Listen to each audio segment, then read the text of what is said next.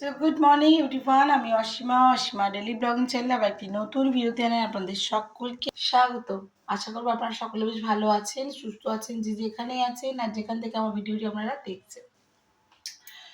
এখন আজকে হয়ে গেল স্যাটারডে সকাল, এখনো সময় ওই 10:30, কিন্তু এটা আমাদের দেখছেন, এটা আমাদের সেকেন্ড টিপের চা। সকাল সকাল মিঠি স্কুল চলে গেছে, আজকে মিঠির হাফ ডে। তো আমি এখন সেকেন্ড টিপের চাটা খাবো বড়া দিয়ে, তারপর করবো আজকে সেদ্ধ চালের খিচুড়ি। তো চলো ব্লগে অবশ্যই সঙ্গে থাকো, দেখতে পাবো আজকে এই ব্লগটা। শুরু করা যাক, আজকে ব্লগটা শুরু করা যাক। ওই দেখো ন্যান্সি বসে আছে, ওই যে বুঝে যাচ্ছে বাড়িতে কি এসছে, এখন ওটা খাবে। ন্যান্সি খাবি? সিট করো, তাহলে আমি দেবো। উঠবে না। দাদাকে ডাকো, দাদাকে রেখে নিয়ে এসো।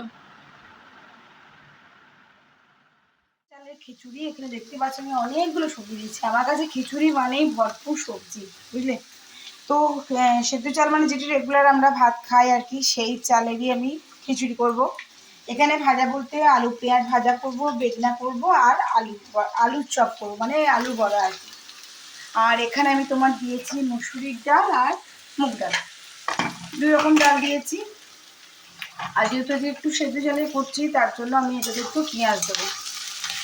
তো দেখো, এটা খুব ভালো করে ভাজা হয়ে গেছে। আমি কিন্তু এখানে পটল দিয়েছি, পেঁপে দিয়েছি, আলু দিয়েছি, গাজর, কুমড়ো আর বিনস আর বাঁধাকপি, এই সবজি আমি দিয়েছি। এবার এটা খুব ভালো করে সবজিটা একটু ভাজা ভাজা হয়ে যাক, তারপর তোমার মশলা দ্বারা আমি এগুলো আবার মশলার সঙ্গে চালটার সঙ্গে ফ্রাই করব, মানে মশলাটা কষাবো আর কি। তো চলো ফিরে আসছি একটু পরে।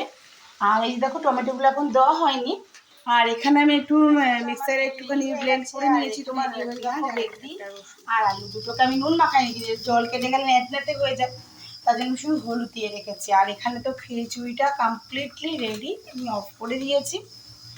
আর যেটা হবার সেটা তো আর বেগুন ভাজা একদম রেডি।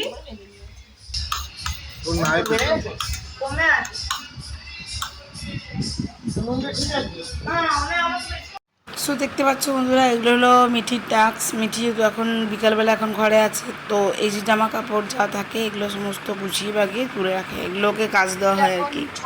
তো এখন 6:10 বেজে গেছে, আমরা মিঠি চা করেছিল, তো আমি এখন আবার দেখো একটুখানি তোমার লিকার করে নিয়ে এসেছি, লেমন টি। আমি এখন বানিয়ে দিলাম লেমন টি চা। মিঠি আগে একটা বানিয়েছিল 4:30-5টার সময় একবার বানিয়েছিল। আর যে বিস্কিট দিয়ে চা আমরা এখন মা বেটি খাবো। এই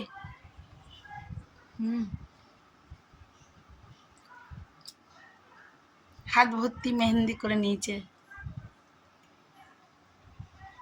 আর একজন পিপাসু এখানে বসে আছে, বিস্কিট খাবো। বন্ধুরা, এখানে আমি সমস্ত জিনিস কেটে নিয়েছি আর এটা হতে দিয়ে দিয়েছি। আমি এখন যেটা বানাচ্ছি সেটা হলো তোমার বোম্বে স্পেশাল পাও ভাজি। তো আমি এখন সন্ধ্যাবেলায় পাও ভাজি বানাবো। আর যদি তোমরা রেসিপিটা চাও অবশ্যই আমাকে কমেন্ট বক্সে কমেন্ট করো, আমি তোমাদেরকে অবশ্যই মানে রেসিপিটা ডিটেলসে দেখাবো। তো চলো আমি এখন ঝটপট বসিয়ে ফেলি, না আবার দেরি হবে, মিটি খেয়ে যাবে পড়তে। সমস্ত যে মশলাটা তৈরি করা হয় না গ্রেভির মতো টাইপের, যেটা দিয়ে পাওটা খাওয়া হয়, সেটা এখানে বসিয়ে দেওয়া হয়ে গেছে। আমি করছি কুকারে, যাতে ঝটপট 15 মিনিটের মধ্যে দেখবে পাওভাজি রেডি হয়ে যাবে। পাওয়ের জন্য আমার আরেকটা ব্রেড চলে এসছে, পাওভাজি আমাকে খুব ভালো লাগে, তো একটা এনেছিল, আবার একটা আনতে বললাম, আর একটা নিয়ে এসছে। আর আমি এগুলো মডার্নে নিয়ে এসছি। অন্যটাতে না 40 রুপিস নেই, বাট ওর ব্রেডগুলো কিন্তু একটু বড় বড় থাকে, এর ব্রেড একটু ছোটো ছোটো আছে। তো যাই হোক, আমার কাজ চলে যাবে, তো এখন একটু চা খাই চলো। সো বন্ধুরা, পাওভাজি আমার একদম রেডি হয়ে গেছে, দেখতে পাচ্ছ। আমি ব্রেডের সঙ্গে এই আমার মশলা বাটার বলছে আর এই যে দিয়ে দিয়েছি। কেমন লাগছে অবশ্যই জানিও। সো 50 মিনিটসে একদম ঝটপট আমার পাওভাজি রেডি হয়ে গেছে, কেমন লাগছে অবশ্যই জানিও। যদি রেসিপিটা দেখতে চাও অবশ্যই আমাকে কমেন্ট বক্সে কমেন্ট করো, আমি তোমাদেরকে ডিটেলসে দেখাবো। Thank you. সো এই ব্রেডটা তো দেখলে আমার মিঠি যেহেতু আসেনি, তো আমি শাশুড়ি মাকে দিয়ে দিয়েছি খেতে। মায়ের বেশ ভালোই লেগেছে, বলছে আর একটা ব্রেড করে নিয়ে। আমি এই যে এখানে বসিয়ে দিয়েছি করতে।